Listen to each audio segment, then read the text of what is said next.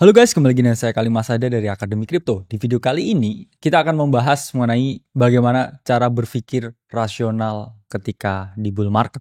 Sebelum presentasi ini dimulai, not anything I say is financial advice. Teman-teman harus memahami bahwa aset cryptocurrency merupakan aset yang memiliki risiko yang sangat tinggi. Sehingga teman-teman harus bertanggung jawab terhadap keputusan investasi apapun. Sebelum kita lanjut di videonya, ini mengapa saya membuat video kali ini? Kita kan lagi di bull market sekarang, dan proyeksinya mungkin akan berlangsung sampai tahun depan ya harusnya. Kenapa kok saya bilang teman-teman ini harus berpikir rasional? Karena saya udah melihat banyak sekali kejadian, time to time, from cycle to cycle, teman-teman ini yang gagal karena tidak berpikir rasional ketika di bull market, dan ini tidak ingin ya saya terjadi kepada kalian semua. Itulah mengapa di sini saya jelaskan, bagaimana caranya berpikir rasional ketika di bull market. Karena kita mengetahui bahwa saat ini semua orang tuh merasa sangat euforia, semua orang merasa sangat pintar, semua orang merasa sangat jenius, semua orang merasa sangat kaya juga, dan biasanya ketika semua orang ini merasakan hal yang sama, dunia ini biasanya ya ini berkata sebaliknya. Jadi nggak bisa dibohongi, memang market sekarang dalam keadaan yang sangat amat euforia. Pertama kita lihat ya dari data pencarian tentang Bitcoin di dunia. Saat ini kita udah lebih tinggi daripada level di Maret 2024 kemarin. Karena ingat ya teman-teman, angka psikologisnya itu di 100.000 US dollar. Sehingga ketika harga ini udah mendekati 100.000, ya teman-teman tahu sendiri, semua headline berita di luar negeri mulai membicarakan Bitcoin hit 100k, etc. Sehingga para retail ini akhirnya melakukan pencarian topik Bitcoin di Google. Ya, ini data dari Google Trend. Jadi ini sangat objektif ya, dan juga sangat valid. Mengapa? Ya siapa sih yang nggak pakai Google ya? Jadi hampir semua orang di belahan dunia manapun ini udah mulai searching about Bitcoin. Jadi adalah salah satu signal yang harus teman-teman pahami ketika semua orang udah mulai ngomongin Bitcoin.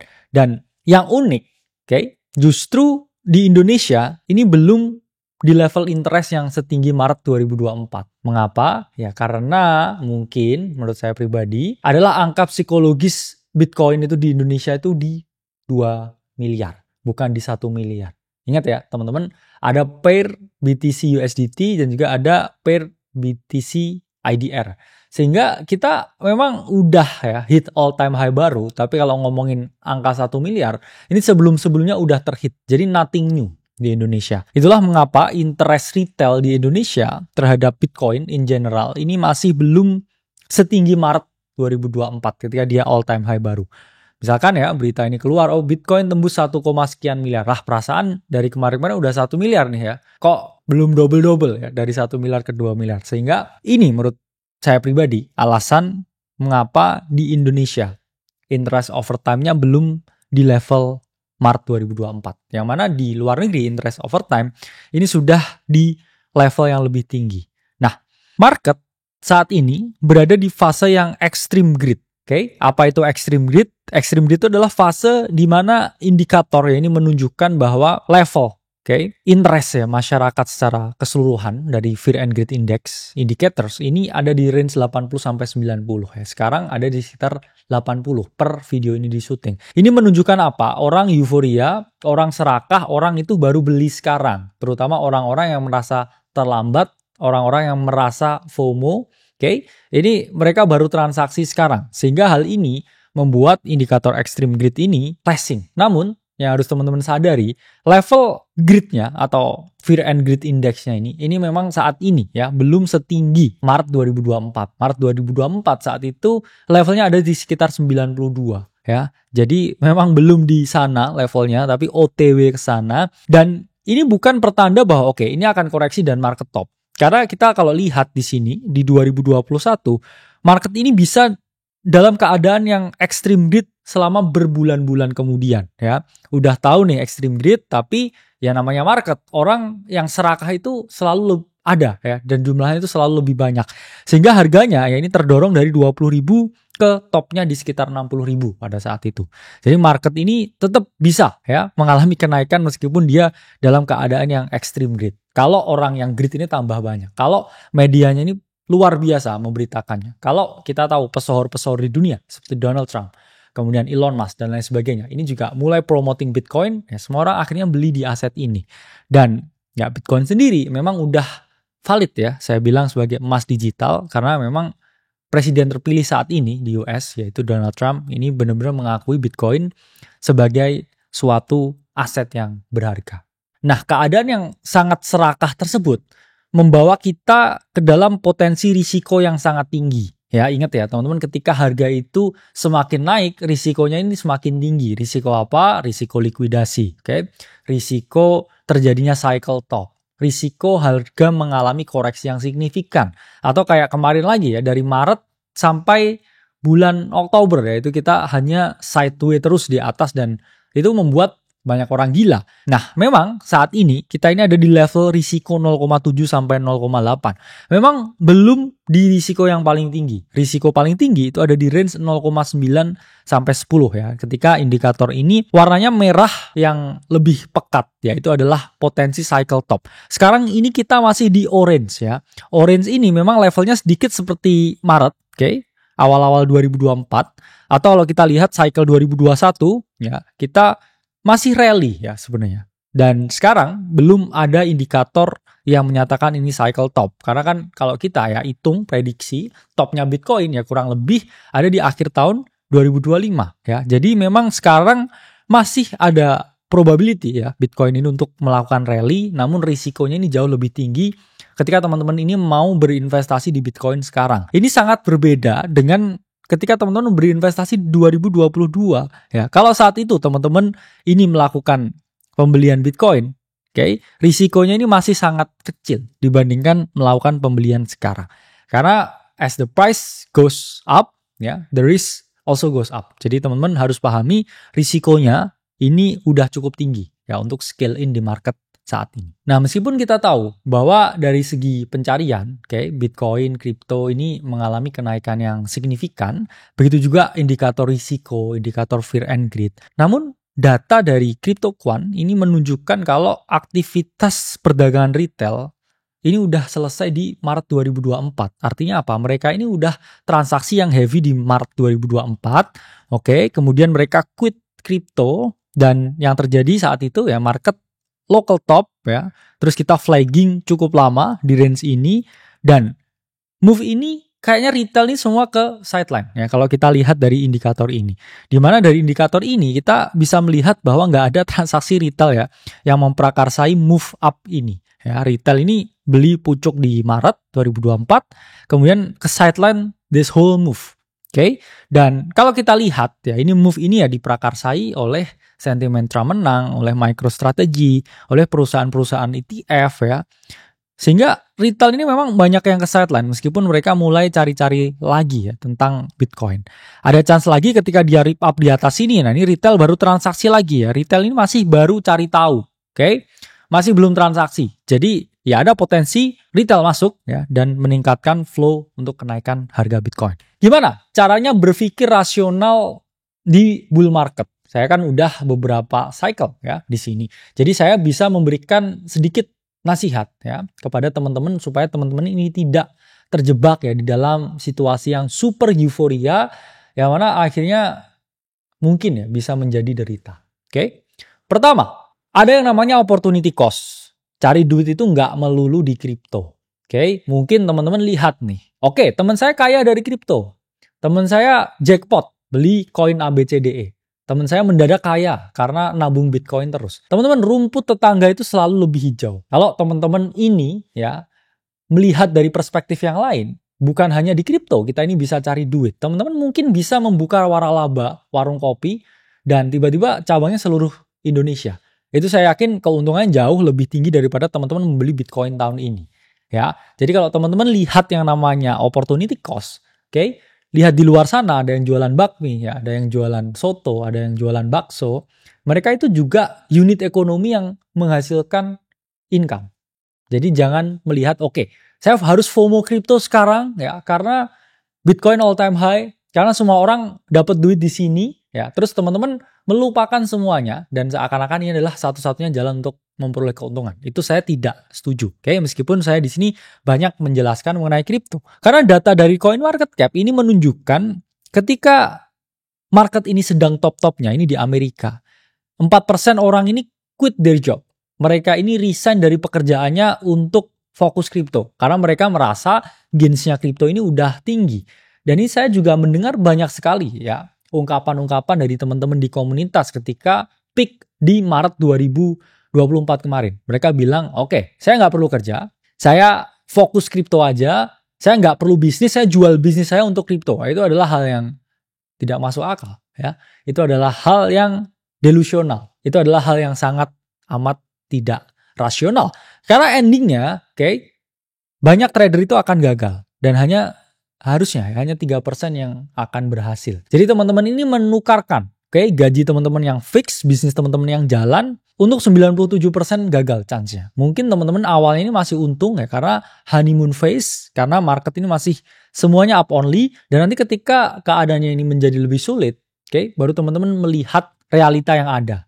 Nah ini baru berenang telanjang ya, ini sekarang berenang telanjang tapi masih ada airnya. Nanti kalau airnya udah nggak ada, ya teman-teman kelihatan tanpa busana. Ya, dan itu sering kali terjadi di setiap cycle kripto. Jadi teman-teman, is a no ya buat quit job kalian, buat akhirnya pursue karir di kripto. Big no ya. Jangan keluar pekerjaan kalian apapun yang kalian lakukan, jangan jual bisnis apapun yang kalian tekuni untuk all in di kripto. Yaitu mindset yang sangat salah. Karena faktanya data dari Interactive Brokers ini menunjukkan bahwa at least ya teman-teman ini butuh biaya hidup 20 tahun untuk teman-teman bisa fokus di market. Artinya apa? Kalau nggak ada biaya untuk hidup 20 tahun ke depan, ya jangan menggantungkan income kalian di sesuatu yang tidak pasti. Karena itu adalah rumus kehancuran. Ya, rumus kehancuran adalah mengharapkan sesuatu yang tidak memiliki kepastian.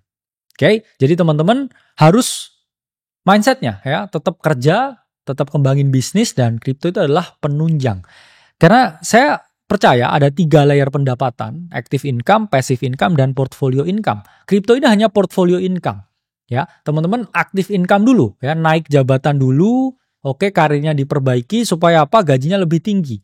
Kalau gajinya lebih tinggi, mungkin teman-teman bisa peroleh passive income. Teman-teman bisa membuat suatu cafe ya, mungkin membeli kos-kosan, dapat passive income, baru ya sisanya mungkin dibeliin Bitcoin, mungkin dibeliin kripto. Itu adalah portfolio income. Jadi jangan kebalik ya, jangan kebalik portfolio income dulu yang dibesarin, buat teman-teman habis itu profitnya diputar lagi ke bisnis atau ke hal yang lain, itu kebalik. Jadi hal yang paling tidak pasti itu sifatnya harus dijadikan yang paling terakhir ya, paling belakangan, jangan dibalik. Karena yang kedua, teman-teman harus memahami sesuatu yang naik itu pasti akan turun. Bitcoin pasti akan koreksi. Ethereum pasti akan koreksi. Altcoin yang kalian sekarang hold dan naik ratusan persen itu juga pasti akan mengalami koreksi. Karena itu market. Penurunan itu adalah suatu kepastian di market. Dan memang studi ini menunjukkan kalau pandemi kripto ini menyebabkan stres yang sangat tinggi. Orang ini gimana nggak gila ya, lihat market yang buka 24 jam naik turun setiap detik ya. Terus habis itu dia punya pekerjaan, dia punya bisnis, terus dia harus into kripto terus menerus.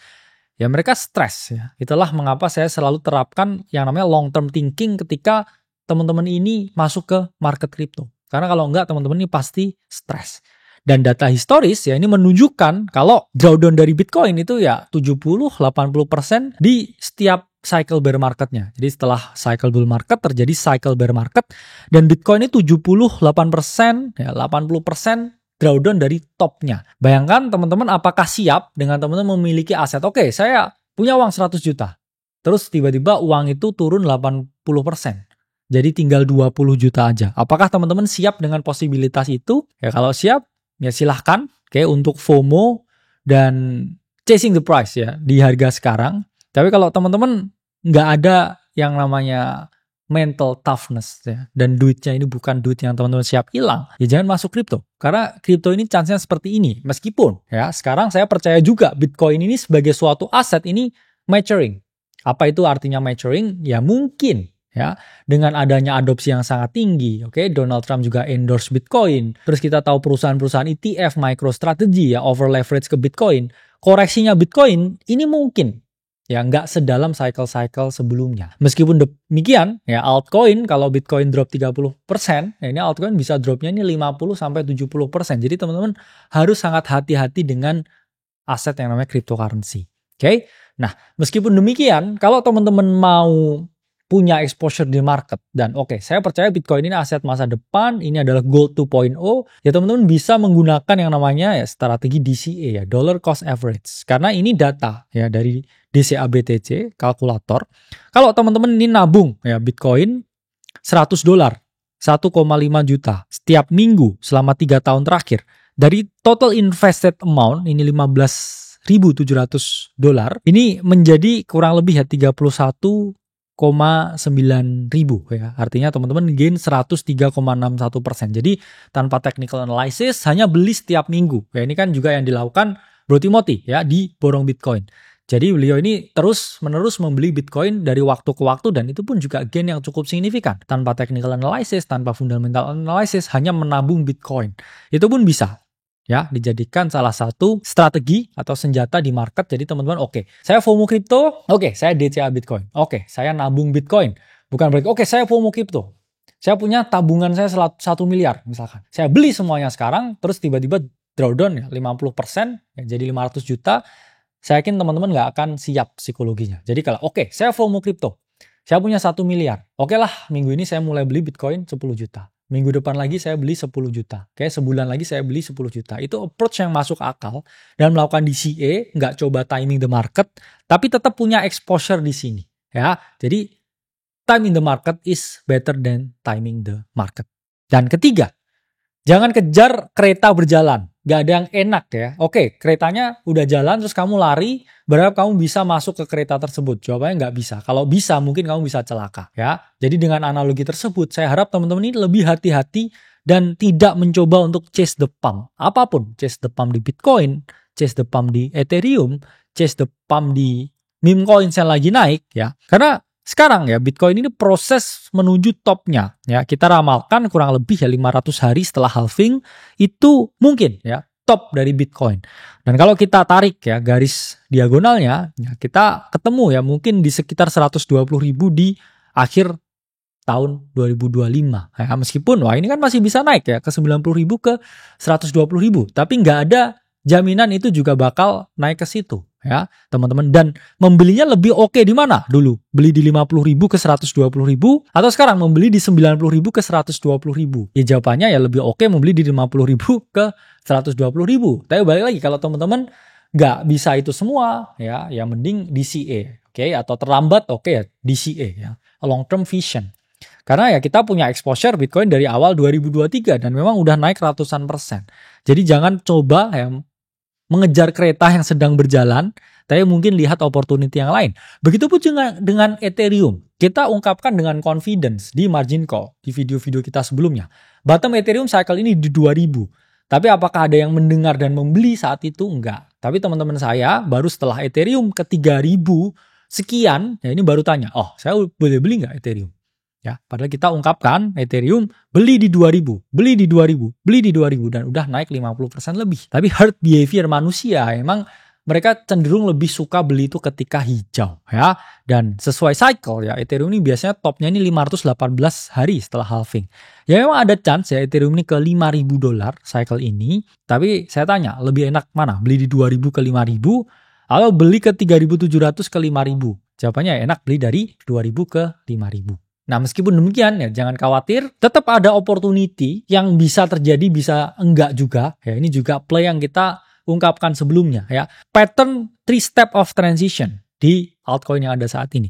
Jadi altcoin ini udah drop 80% semenjak listing, kemudian mengalami yang namanya time based capitulation. Dia sideways terus ya, tapi volumenya naik. Ada potensi lagi ya dia rip up mengalami kenaikan ke atas ya. Kita udah banyak bahas ya, ini juga strategi serigala domba dan lain sebagainya ya. Dengan teman-teman akumulasi banyak altcoin di range low-nya, dan ketika dia mengalami kenaikan ya, di sini teman-teman tinggal melakukan yang namanya penjualan. Jadi drop time based capitulation, terus habis itu ya dia naik secara signifikan. Ya, banyak alternatif yang ada di market dengan pattern-pattern seperti ini ya, beberapa altcoin. Tapi ingat ya, jangan all in dan langsung oke, saya 100% di sini. Bisa teman-teman gunakan strategi tebar jala yang membeli banyak altcoin dan berharap dia ya mengalami peningkatan nilai ya. Terus kemudian kalau dia udah breakout di sini naik 100% ya, ada salahnya teman-teman gunakan namanya moonback strategy ya, teman-teman jual sebagian, oke, dan let the profits run. Keempat, saya ungkapkan ya, cycle pertama itu untuk belajar. Gak ada orang yang tiba-tiba jago ya, gak ada orang yang tiba-tiba oke, saya langsung jadi pemenang di sini. Saya memiliki teori 3 siklus, di mana cycle pertama, siklus kripto pertama yang kalian sedang jalani saat ini adalah siklus untuk belajar. Tahu apa itu technical analysis, tahu apa itu fundamental analysis, tahu itu sentiment analysis ya, tahu narrative analysis dan lain sebagainya. Baru cycle kedua, ini adalah cycle untuk memperoleh keuntungan. Teman-teman udah paham, oke? Saya tahu nih ya, kapan harus eksekusi dan kapan harus keluar, ya, naratif apa yang akan naik dan lain sebagainya. Cycle 2 untuk memperoleh keuntungan, dan cycle 3 ya, ini ketika udah untung, udah kaya, ini adalah cycle untuk mempertahankan kekayaan. Jadi strateginya lebih nggak agresif ya, lebih pasif, lebih Bitcoin, Ethereum, staking dan lain sebagainya untuk mempertahankan kekayaan yang kalian miliki. Oke, setelah video ini disampaikan, not anything I say is financial advice. Semoga video ini bermanfaat.